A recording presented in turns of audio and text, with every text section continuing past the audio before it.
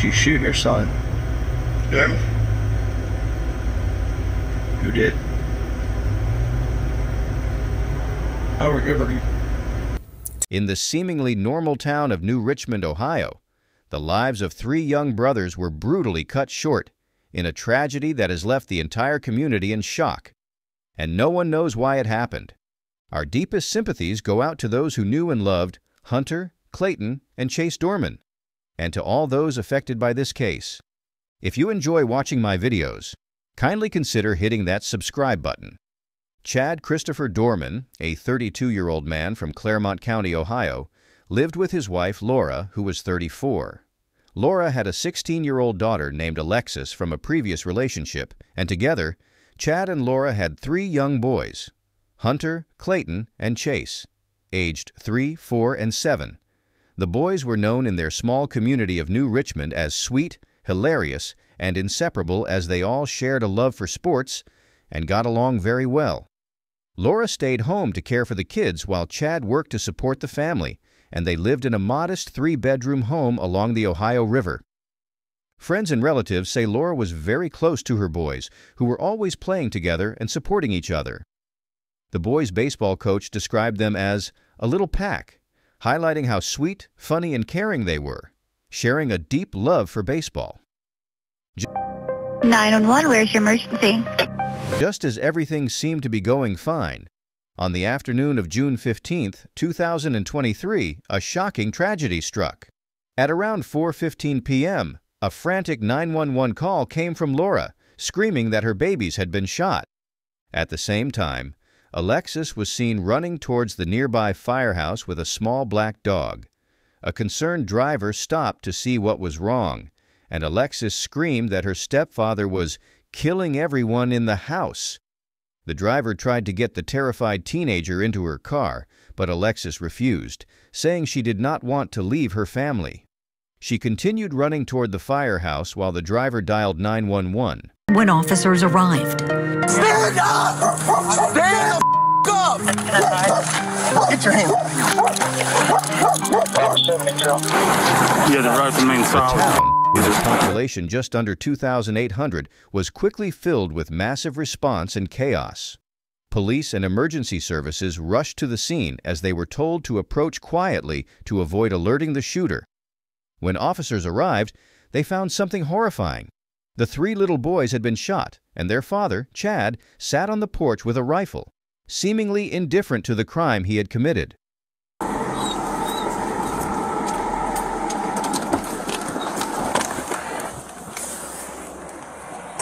Where's he at?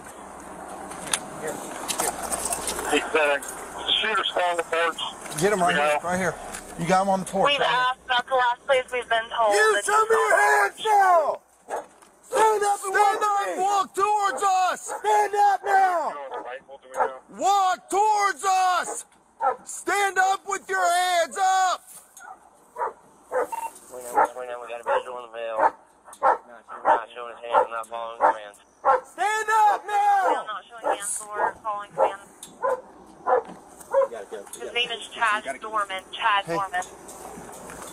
I know, but we gotta go. I know, but we can't. If you're going to need first aid and he's not complying, and you know he's a shooter, shoot him. We gotta find cover first. We ain't no good if we ain't safe ourselves.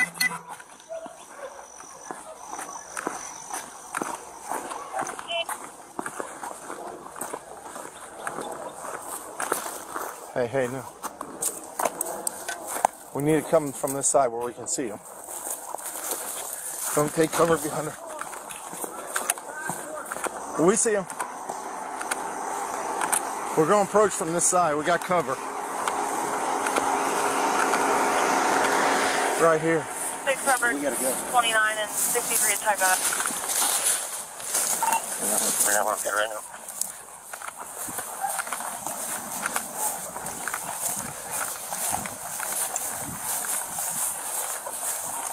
Show us your fucking hands now! Stand up! Stand up! Stand up! Stand up now!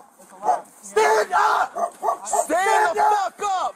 EMS, the stage, and air crews are going to go ahead and fly whenever any units can advise. Get your hands up. Tell them we're 21. It's in there. Those guys can confirm that there's people that need first aid, and that's the shooter who's not complying. They need to take care of the victims. If they have to shoot him, then shoot him. Man, I ain't trying to hurt nobody.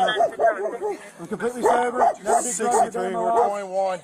Get the EMS over here. Well, I did drugs when I was little, but I don't do drugs now. I'm sober. I'm not trying to fight you. 63. Get your butt inside. Gatlin, get your butt inside. We on primary? Now. 29, we got 3 kids down. 3 kids down, 16. Gatlin. 63, we're 21. Knock Have it off. EMS respond over here. You're clear, they're being advised. Robert 34, just started mass custody response. 63, do you want them to respond to the Laurel Lindale address? Where exactly do you need them? We're right in the front yard. You took my life from me! My life! What are you doing, man?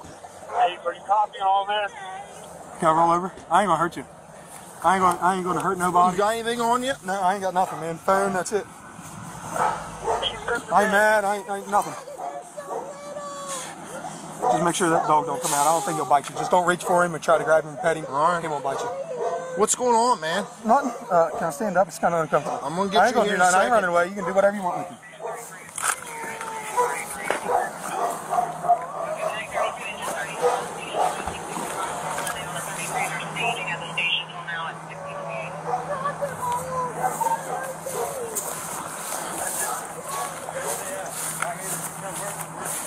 Here.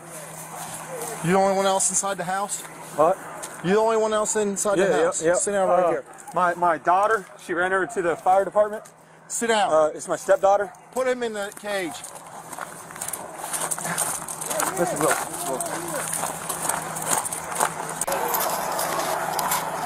They're all being advised they've requested 2 additional medics. There's also aircraft flying, but they need an LV and medic coming. Yes.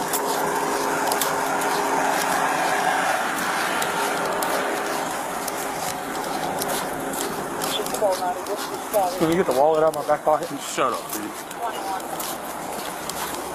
You had the right to remain silent. You fucking use it. Yes, sir. Take the call, I'm on the mouse right now.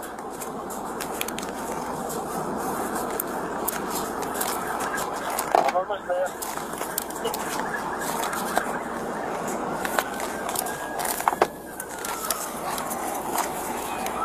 Yeah, 9 is where Chief and Captain's away. 25.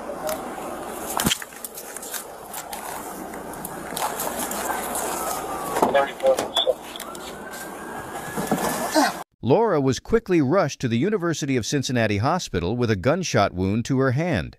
She wasn't told until later that evening that her sons had been pronounced dead. As more details emerged, the community was horrified to learn what had happened. Chad Doerman, who had been planning the attack for months, lined up his 3 young sons in the front yard. One of the boys tried to escape to a nearby field, but Chad hunted him down and brought him back. When Laura tried to intervene and grab the gun, Chad shot her in the hand before shooting all 3 of his children execution style.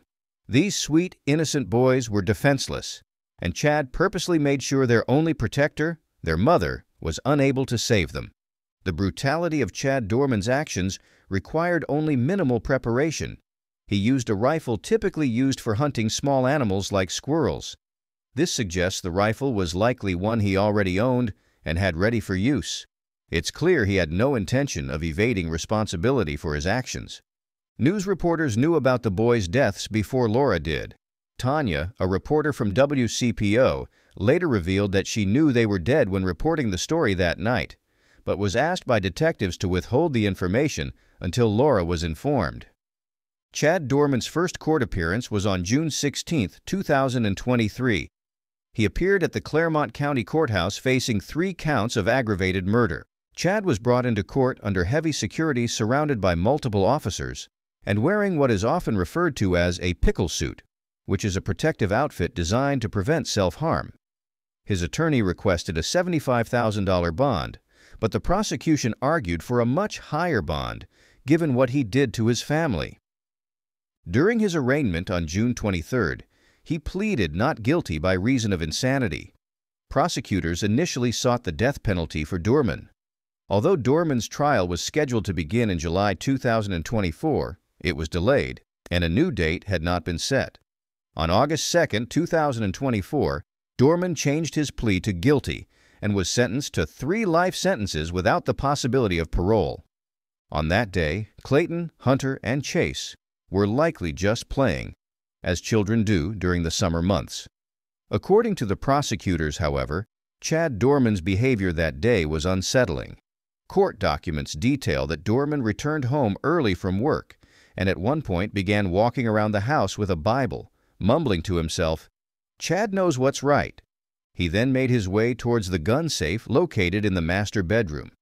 His wife, Laura, expressed her concern and mentioned that she was planning to call his parents due to his strange behavior. Doerman initially dismissed her fears by saying he was just kidding and playing around. Laura decided to stay with him in the room, along with one of their sons, to make sure he wasn't alone with them. My children are shot!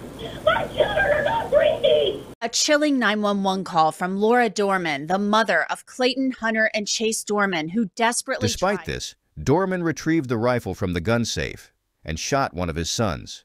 Laura called 911 in desperation, trying to help her injured child and protect the other boys. Doerman, however, chased them down, shooting each of them as they tried to escape. He even demanded that his stepdaughter, Alexis, put one of the boys down as she ran for help. She complied, and Doerman shot that child as well. Since the legal proceedings, more disturbing details about Chad Doerman have emerged. A quick search of his Facebook page revealed that on Monday, June 12th, he had updated his profile and cover photos, portraying himself as a loving dad. It's chilling to think about what happened just days later. Perceptions of Chad's relationships with his family have understandably been tainted by the events of June 15th. Keith described Chad as a loving dad, noting that he could tell Chad had simply snapped and that his eyes seemed hollow. Keith insisted that the man at the arraignment was not the son he knew. He expressed frustration at not being allowed to speak with Chad, saying he had no idea about the motive, whether it was financial, mental, or work-related. Keith even called Chad a super father, which seems deeply ironic in light of the horrific crimes. Keith ended the call by saying he couldn't handle it anymore, revealing the deep shock and grief he and his wife, Gloria, are likely experiencing. While it's understandable that Keith and Gloria are devastated, referring to Chad as a super father is difficult to reconcile with the brutal reality of his actions. Superfathers don't harm their children, let alone kill them in such a cold, calculated manner. Given that Chad admitted to planning the murders for months, it's hard to accept that he just snapped out of nowhere. Additionally, during the court proceedings, Chad's attorney mentioned that Keith and Gloria were willing to co-sign a $75,000 bond for him, a detail that adds another layer of complexity to the case. But friends and neighbors paint a different picture of Keith. Neighbor Jim Kim Cannon claimed that Chad continually mistreated his wife and children, often yelling at them. Despite a records request to Clermont County Children's Protective Services revealing no referrals or complaints against Chad, one neighbor reported seeing Chad angrily tossing his children around in the yard. Even those who considered themselves friends of Chad were aware of his tempers. Mark Holland, a friend of Chad, described him as having a very bad temper and likened him to a bomb ready to explode. In 2010, Chad was arrested for domestic violence after allegedly choking his father. The charge was dismissed when Keith did not show up in court, and Keith now claims it was a misunderstanding. While it is understandable that loving your children unconditionally means supporting them, it also involves holding them accountable, especially when they're adults. In this case, there's concern that Chad's parents, Keith and Gloria, may have unintentionally enabled him. They've described him in ways that seem out of step with the gravity of his actions, which raises questions about their role and perspective. Now, a clear motive for the tragedy at the Doerman home remains unclear. There is speculation about possible issues between Laura and Chad, including rumors of a brewing divorce, but nothing has been officially confirmed. If there were relationship problems, the nature of the murders seems incredibly vindictive. It is indeed possible that Chad's actions were meant to inflict the maximum pain and suffering on Laura, and in doing so, he also traumatized Alexis, who witnessed the horror firsthand. A neighbor who was home at the time of the incident spoke about Chad Doerman and what he witnessed. He described hearing gunshots and, after going to the store and returning, discovered the heartbreaking scene of the children lying in the yard. The neighbor described Chad as extremely unstable, noting that he was consistently angry, often yelling at and degrading his wife and kids. Despite this, the neighbor admitted he never imagined Chad was capable of such violence. The community has come together to support Laura and her children. Outside her home, a memorial has been set up with various items left in honor of the 3 boys who were tragically taken from them. At a nearby baseball field, a memorial was created, and players held a moment of silence and prayer for the family. The New Richmond Youth Sports Association collected donations to assist the family, and Laura's sister Rachel has set up a GoFundMe page that has raised over $160,000. Additionally, one of Alexis's friends has also started a GoFundMe to support her and the family. In a heartfelt tribute, it reads, "We want the world to know how amazing these babies were. They were not just the victims of this tragedy. They were happy, funny, and incredibly loving boys. They were beautiful and deserve to be remembered for who they were. Fierce in their love and playful in their hearts. They fished, played ball, and shared their lives with joy and affection. They played together just as hard as they loved. The house that once echoed with their laughter now stands as a painful reminder of how cruel people can be. Ohio is a death penalty state, and while I hope Chad faces the full extent of the law, currently executions are carried out by lethal injection. I wish that by the time his sentence is carried out, the state could use a method that reflects the brutality of his actions, such as a firing squad. However, the focus must remain on honoring the memory of the boys and ensuring that their tragic story leads to justice and some semblance of closure for their loved ones. Amazing life, and you were the best dad I could have ever asked for. I could write to you for days, but to end this off, always remember, I will never in a million years ever forgive you for what you have done. And hope. After a Claremont County father admitted to murdering his 3 young sons and was sentenced to life in prison without parole, prosecutors are now walking us through their investigation. Yeah, prosecutors say leading up to the shooting, the Doerman family was just living a happy, normal life, according to most. But all of that changed on June 15th of last year. WLWT News 5's Karen Johnson live for us in Batavia tonight with more. Karen. Yeah, Mike, even the night before the shooting, prosecutors say everything seemed normal. Chad Doerman coached his oldest son, Clayton's baseball team. The entire family was there. Then the next day, June 15th, Chad Doerman leaves for work around 7 a.m. On his way to work, he searches on YouTube for a song titled Happy in Hell. Part of the lyrics between Happy and Hell, That's Where I'm Living Now. Later that morning, that's him. Walking into Kroger wearing the same clothes he was wearing when he killed his 3 sons several hours later. 7-year-old Clayton, 4-year-old Hunter, and 3-year-old Chase. Doerman walked up to the little clinic at the advice of his mother. He expressed to her, not to Laura, that he was having some confusing feelings. He waits about 2 minutes and leaves. Once at home, he plays with his sons while his wife Laura makes lunch. Oddly, the defendant says to Laura that this will be my last good meal. 3:30 to 3:45, he begins to read the Bible to Hunter. He's walking around the house with the Bible mumbling, Chad knows what's right, Chad knows what's right. Shortly before he kills his kids, Doerman calls his father and makes the statement that Clayton is going to be the hardest one. And suddenly, after lying down, the defendant jumps up, grabs the 22 rifle from the safe, and terror fills the room. Laura's initial concern, her husband is about to kill himself. Instead, he murders their 3 boys. Did you shoot your son? Yeah. Who did? How are you? 12 days later, after denying he shot the boys, Doerman seemed to find the publicity humorous in a recorded jail call with his brother. Treated or prescribed any medication for mental illness. Prosecutors say Doerman made various statements to law enforcement that he knew what he was doing and did not appear to be in the throes of a delusion. Reporting live tonight, Karen Johnson. Do you think justice was served in the tragic case of the Doerman family? What do you believe drove Chad Doerman to commit such an unthinkable act? Share your thoughts in the comments below. Don't let these stories go cold. Subscribe now and warm up with new true crime documentaries every other day. Thanks for watching, and see you in the next one.